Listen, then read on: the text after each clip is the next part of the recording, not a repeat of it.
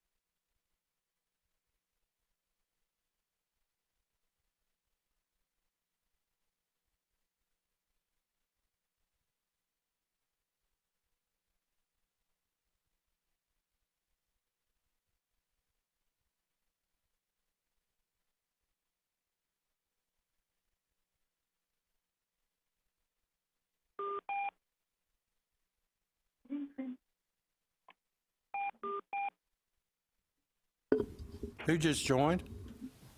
Mary Elizondo.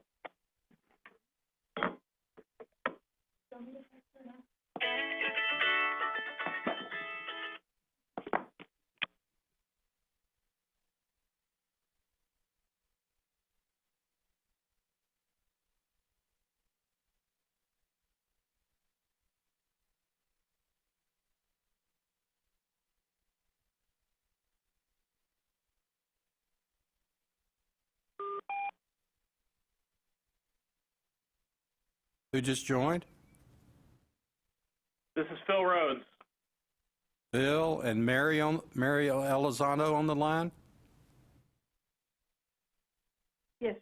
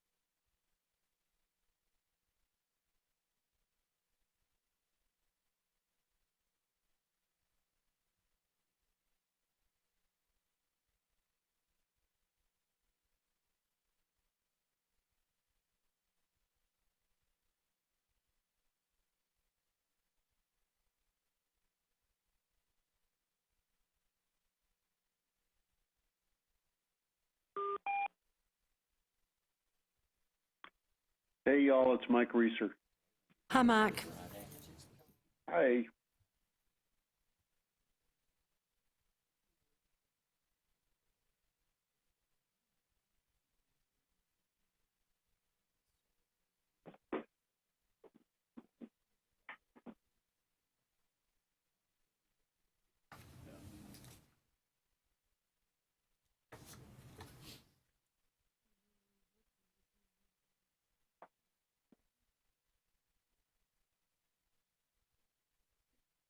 You ready?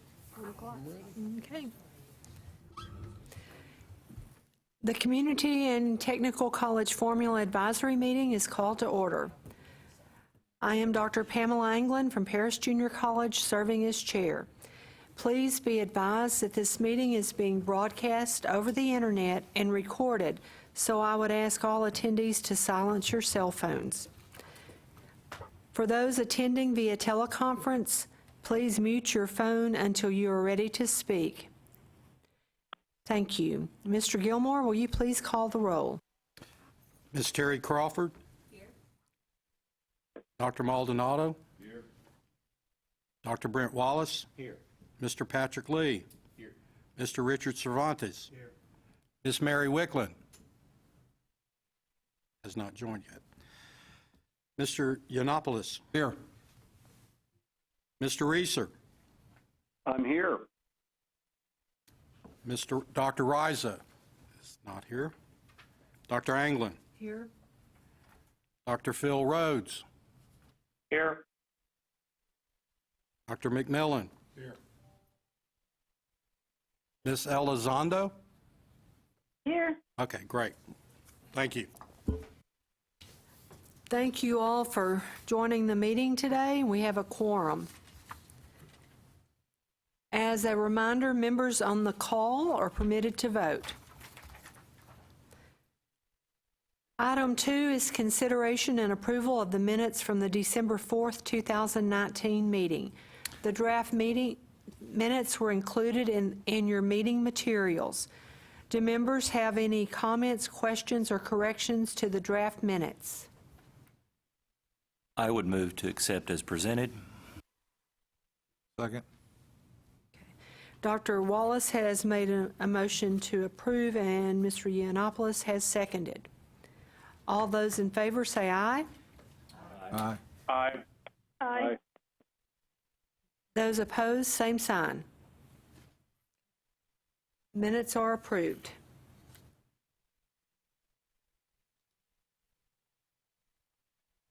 Item 3 is discussion, review, and consideration of the Commissioners' 2021 biennium charges.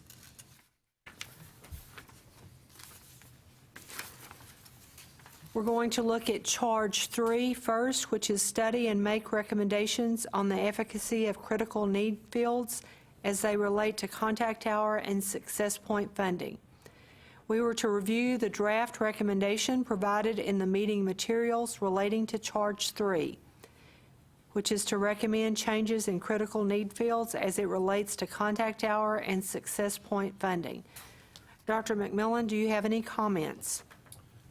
The comments I would make is the recommendations are the same, that we would propose to change the name from critical fields to targeted fields, and then secondly, that we would recommend to have a process for updating targeted fields going forward. That process is outlined in the materials in somewhat more detail this time than was present in the materials last time. We'll be happy to answer any questions as it happens related to those. Additionally, we had some further discussion between about those fields that were not at the state wage, and a few of those fields were removed since the last time we visited. The complete list is present. It shows the timeline and how things would rotate in the cycling in and cycling off of fields for success points. The second part of what we looked at is critical fields for contact hours, and just remind you that at this point we are recommending no changes for critical fields for contact hour reimbursement. That's a complex issue that needs further study. Is there any further discussion? Do I hear a motion to approve the committee's recommendation? I'll make a motion, we accept the committee's recommendation on critical fields. Second. We have a motion by Mr. Yiannopoulos and a second by Mr. Cervantes. All those in favor say aye. Aye. Aye. Aye. Those opposed, same sign. Charge 3 is approved. We will move to Charge 4. We were to review the 2 draft recommendations provided in the meeting materials relating to Charge 4, which is to recommend the appropriate number of points to be awarded for each success point metric. Dr. McMillan, do you have any comments? There are 2 alternatives here since our last meeting. The first alternative is that we would take all the new metrics that are recommended to 0.5 points, as opposed to taking only 1 to 0.5 and the rest to 0.25. The difference between those is $8.5 to $9 million.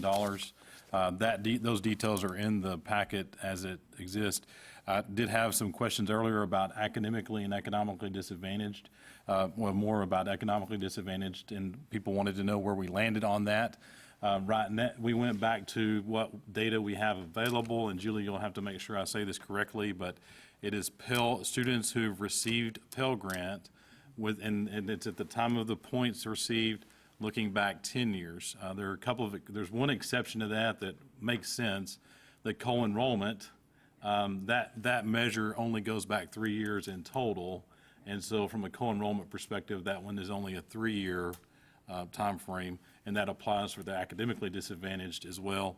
But that's only because it's laying over top of that particular metric. And so, Julie, would you like to add any more clarity on that?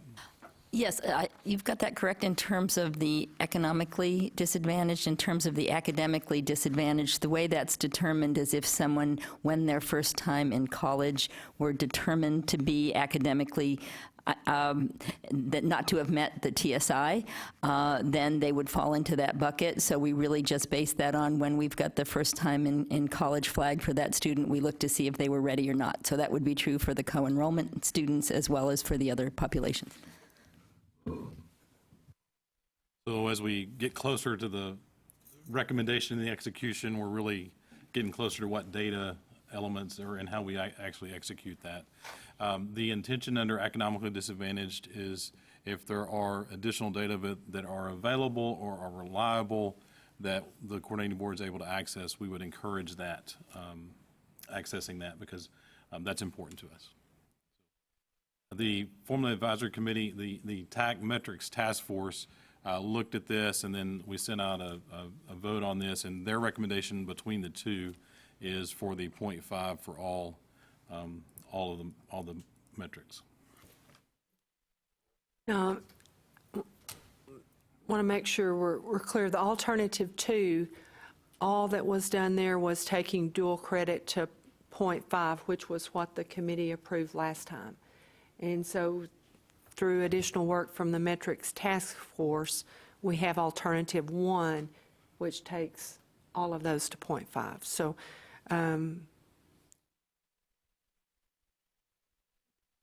is there a motion to approve alternative 1? Since I was the one that brought up the 0.5 originally in the last meeting, I would make the motion to approve alternative 1. I second it.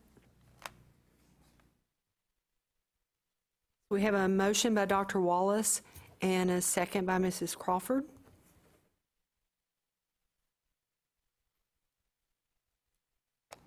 All those in favor, say aye. Aye. All those opposed, same sign.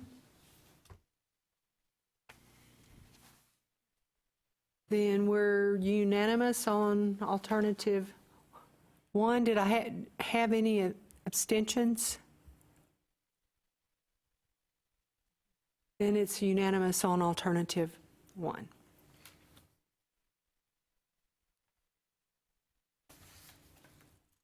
Next, we will move to charge 1. And so as you look at charge 1, we're going to just look at alternative 1.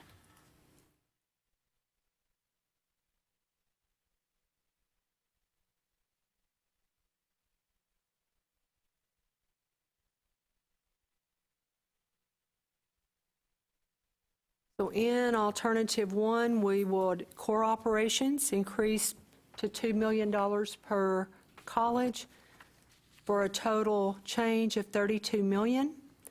Success points with alternative 1 would be an increase of $45.6 million. This is success points at $215 per point. Am I at the wrong one? Okay, sorry about that. I didn't go up far enough. Just a moment. $54.5 million.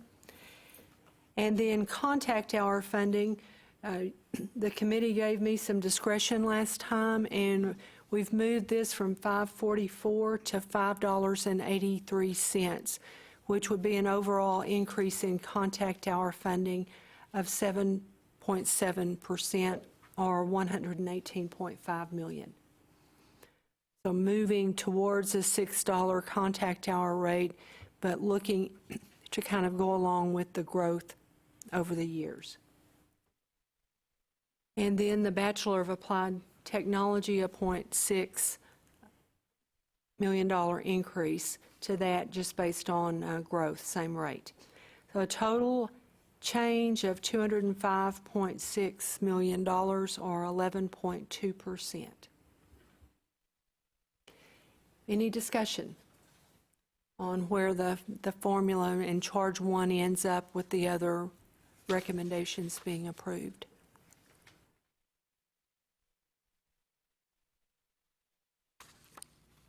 I'll make a recommendation, we accept the proposed change to alternative 1 as presented.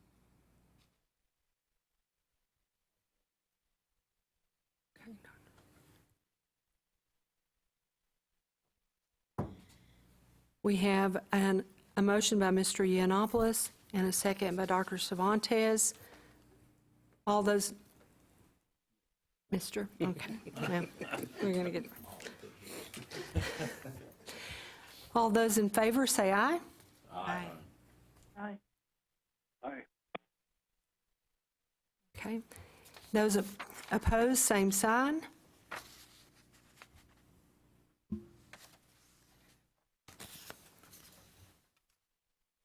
Okay, then we have our Charge 1 approved with Alternative 1. So what you have here, it would end up being our draft report for the Community and Technical Colleges Formula Advisory Committee with our prior approvals on recommendation on Charge 2 and Charge 5. Do we have any discussion, further discussion on our report? I just want to publicly say thank you to the work that's been done. This has been a lot of work on everyone's part.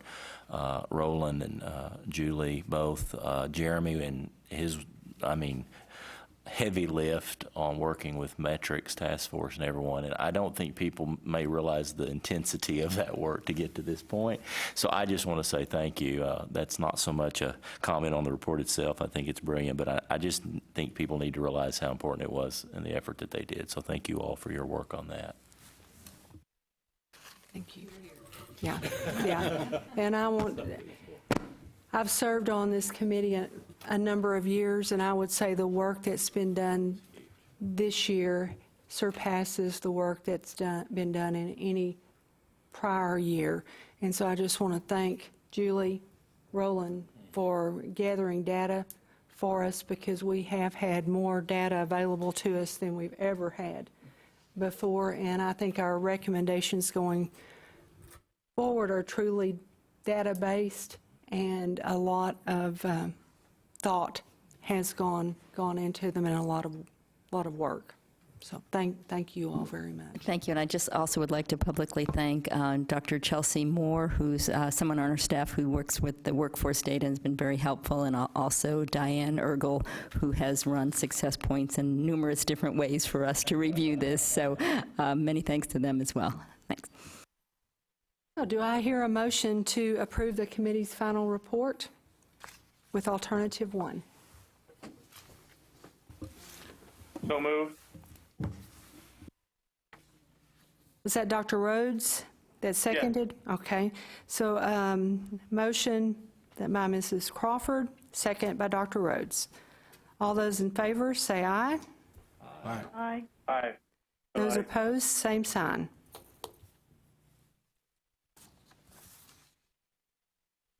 Okay, so the motion is approved. Then I would like to hear a motion to allow the chair and vice chair to have the final review and approval for any edits to the adopted recommendations, January minutes, and the final committee report. So moved. A motion by Dr. Wallace, Second. second by Mr. Yiannopoulos. All those in favor, say aye. Aye. Those opposed, same sign.